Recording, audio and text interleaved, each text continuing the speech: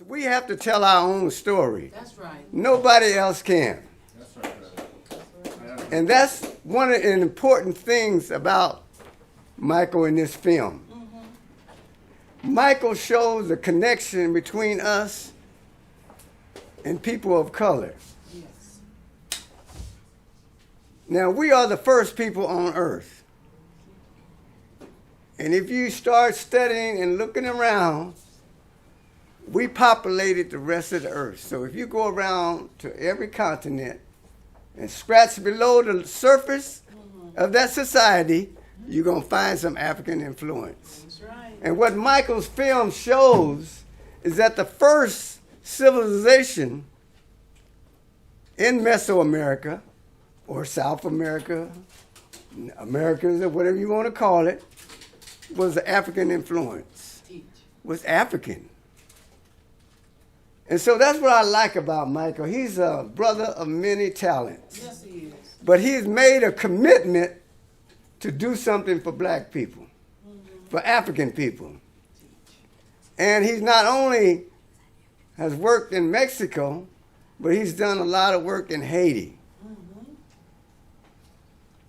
So that's what I appreciate about him. He's made a commitment, which each and every one of us has to do. It's all right to come to these presentations and say, oh, I learned something. But you, as an individual, have to make a commitment. Hello, what you and gonna welcome do to about it. Core TV.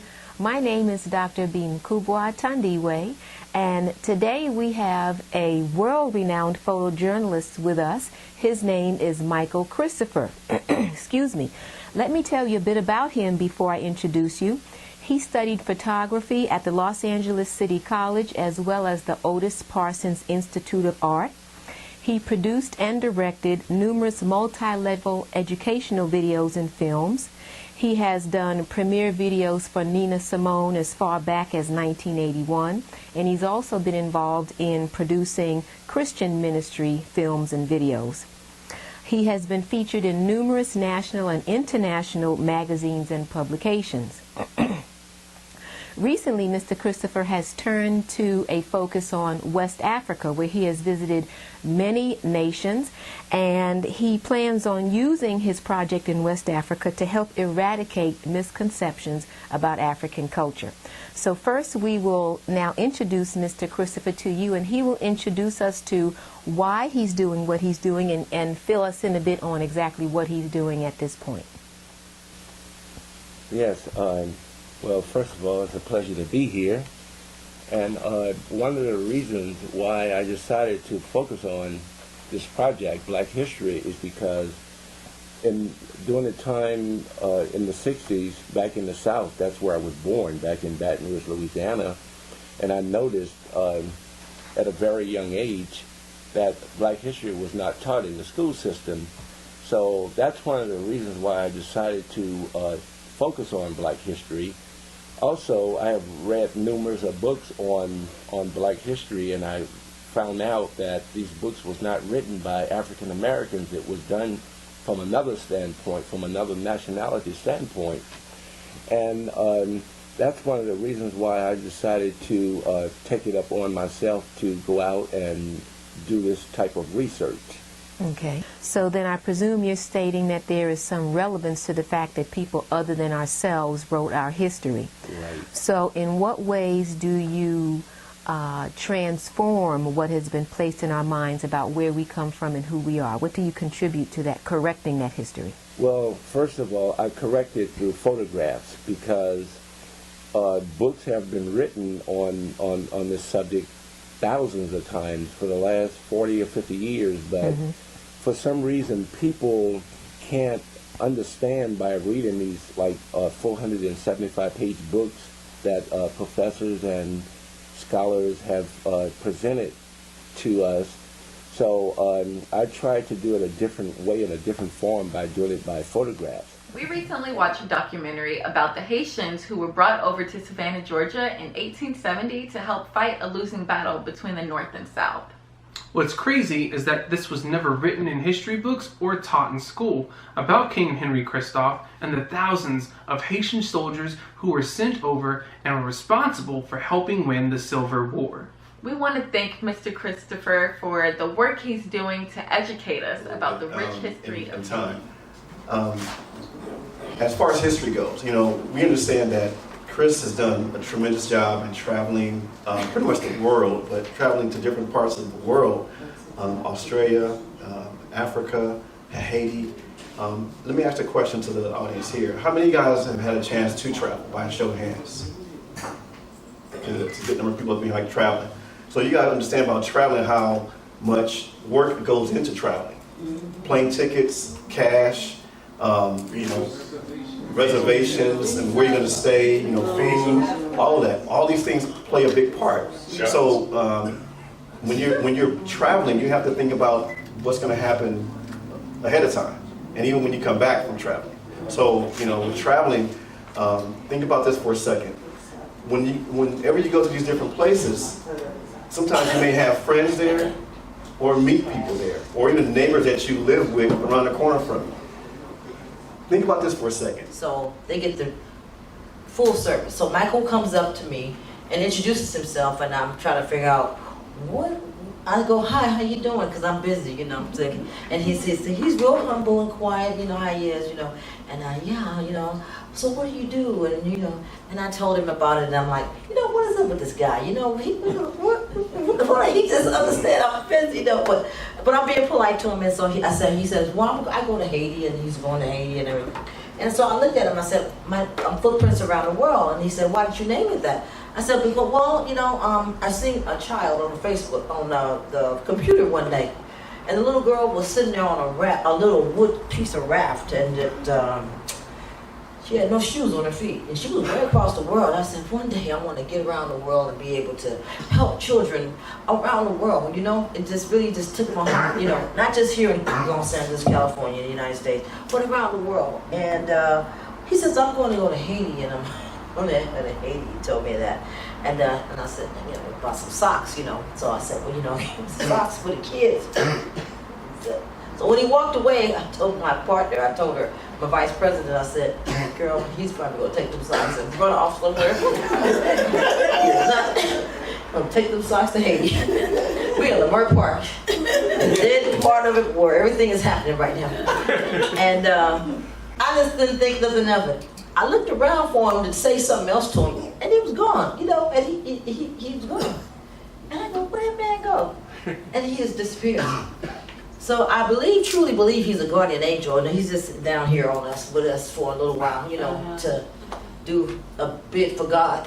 And that, because that guy right there is not like a normal person, okay? That's right. It's not. Now, I know we're here today, but in a minute, you may not see him, okay? All right. There's a good chance he's going to disappear from that chair and leave out, and we're going to say, where did he go? Because he's on the move for God. Yes, he is. And his organization should be called Footprints Around the World, because he is around the world. He really went to Haiti. He really took photos with children holding up socks that I gave him. Yeah, children. So my face was broke, and ever since then, I just can't believe this person still. He says, humble. Very. Humility is what he has taught me in my life. Now, business-wise, I definitely need to be that way. Because the way he comes off, you can't help but respect that. That's right. It's charming in a way that most people don't get away with. But he is so serious about it that his humility, you can see that he's sincere. Right. So you look past all the other stuff that you try to find what's wrong with people, but I tell you, his humility is what we all need to walk like. And I walk like that now. Even when I walked up here to this chair, at one time in my life, I may have been puffed up one before. If I hadn't met him, I could have been puffed up. I could have been some kind of way. God had brought into him in my life to show me humility, and it's always the same. No matter when I talk to him, no matter what he tells me, he says, I'm going to go to Madagascar. I'm like, Madagascar? Who does that? And you know, I'm going to Haiti and this, that, and that. I'm like, who really does that? You know, and look at me. Look at me. He's still humble sitting there. I mean, you know, he's not puffed up or in any fashion or whatever. I mean, who does that? So I'm just honored to be a part of this journey that he's on. Yes. And I know he's going to disappear in a minute. I try to disappear on him before he disappear on me. So in a minute you may not see me disappear because I got to beat him one day. But he's a friend of mine, and then he says, we're going to do an English Learning Center in Madagascar. I go, who does that? That's all I can say is, who does these things? Who thinks of this? Him. He thinks of that, and it's important to him. It's like you said, it means the world to him. It's his baby. It's precious. It's meaningful. It's purpose. It's all driven to help somebody else. That's right. That he don't even know. Just around on this other side of the end of the earth. Okay, come on. Who does that? But so when he ever asks of me, and I have anything to do with giving anything to help out, I always say yes. What can I do? What can Footprints do for you? Because I know who he is. That's right. Sent from God. That's what he is. Amen. And don't go by no other statue about when he was younger. Jesus was young. Nobody know about that part either. Okay. But anyway, not going there today. Okay. But this is my friend, and I appreciate everything he's doing for the world. That's right. And he'll shock you. Who knows where he's going now? So when I see an airplane in the sky, I said, that's probably Michael going somewhere. That's probably him leaving out of here, going somewhere, and not telling nobody until he gets there. Because he's a private man and he's a professional. That's right. And he taught me that too. Don't let the left hand know That's always what right. the right That's hand's right. doing. My mother told me that, but he couldn't put a clamp on it and made sure, because this is business. So Footprints is around the world, collaborates with Michael Christopher, J. Christopher. Be sure you say that, J. JC. Michael J. Christopher. He laughed about that. Okay, so he knows. That's Michael J. Christopher. And he is my friend, my husband's friend. He is our family's friend.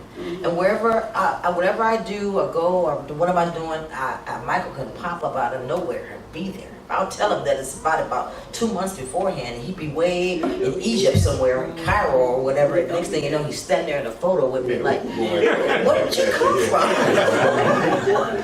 And then when you turn around and look for him again, that guy is gone. He's gone. He whisperly walks away gently. He can't get a box to give me to take I don't know if it was Haiti or where he was going with the box that I gave him to donate to the cause that he was going to do. And he was walking down the street. I said, you gonna carry that box down the street? He goes, yeah. Well, that box is kind of heavy, you know. So he walks away from me, and he walks down the street. My brother-in-law, we both, I said, you know, he's gonna disappear. And so we laughed, and a car went by us and did some kind of noise or whatever, and looked over there. Next thing I know, I do not see him walk down the street with this big box, okay? Now, you know, you can see a person with a box from down far away, but no, he walks gently, and he carries a big stick. Yes, he does. And he can do some stuff that I could never do. I always want to go across the world and take my nonprofit there. But my friend that God sent me in my life takes my organization with him where he goes. So I'm forever grateful for what you have done for my organization that God put into my heart to do, and to take me around the world with you. Amen. I'm forever grateful. So whatever you need, I'm always going to say a yes to you. Because why? He's an honest, good man. Now, there's not many men you can say that about That's this world. right. But I'm just letting you know, I'm not faking it. I don't have no reason to fake nothing. This man is legit. Yes, he is. They are straight, he says, dirt poor. And that they respect him when he comes, and they hate for him to leave. Now, that means it's love. That's love. That's pure love. Somebody hate for you to go, you know it's love. And I've never touched a hand like you. It's real. This man is real, and not many people care about nobody else. That's right. But any who goes to the end of the earth, that's right, to help somebody else. Michael J. Christopher, my friend.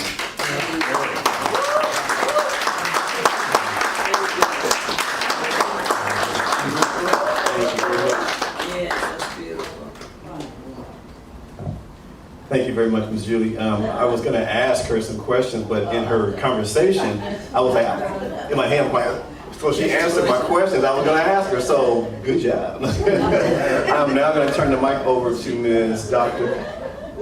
Miss Chuna. I know. the with a capital M. I know. Now the mic is gonna turn No, over to just you now 1 second. for 5 minutes, 2 seconds. No, less than Okay. that. Okay. Thank you. You- Now back. You can hold the mic. No, go ahead. I forgot one thing. I forgot to tell you guys that Christoph also went to Australia, to Alice Springs, with those children, Aborigines children, and helped them out too. Okay, I just wanted to say that. Favorite young man right here. But tonight, we're here to just pay homage to Michael. I met him a couple of years ago when I finished up his 501c3. I'm a guy, and I tell everybody about Michael and what the work he's doing. It's not many times you see men on the battlefield to do the work. Okay. And it's not many times you see an humble, honest man to do the work. And in my time being with him, he'll call me at the end of the year and I do his taxes and whatever. And he's always a gentleman, always a gentleman. And so, you know, when he asked me and told me about this event, he was a little nervous. I said, it's okay, it's your first one. But Dr. Fulton, I said, it's your first one. I said, people will come and support you. And people will give to your organization because you're doing something great. Very good work, and just to show, it gives you like a brief caption of what he's done. Now, we talk about poverty and about other things, about how we're blessed to have. If you've ever been to a country that doesn't have running water, a place that doesn't have running water, electricity, and you come back home and realize you can just go into your room and just flip a switch, then guess what?